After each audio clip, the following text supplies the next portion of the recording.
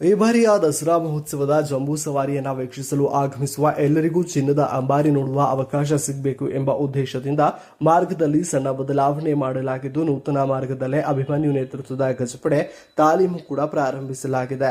ಪ್ರತಿ ಬಾರಿ ಅಂಬಾರಿ ಆನೆಯನ್ನ ಅರಮನೆಯ ಶ್ರೀ ಕೋಡಿ ಸೋಮೇಶ್ವರ ದೇವಾಲಯದ ಆವರಣದಿಂದ ಬಲರಾಮ ದ್ವಾರದ ಸಮೀಪದಲ್ಲಿರುವ ರಾಜವಂಶಸ್ಥರ ನಿವಾಸದ ಆವರಣಕ್ಕೆ ಕರೆತಂದು ಅಲ್ಲಿ ಅಂಬಾರಿ ಕಟ್ಟಲಾಗ್ತಿತ್ತು. ನಂತರ ಆನೆಯನ್ನ ಅರಮನೆ ಮುಂಭಾಗಕ್ಕೆ ಕರೆತಂದು ಪುಷ್ಪಾರ್ಚನೆ ನೆರವೇರಿಸಲಾಗ್ತಿತ್ತು.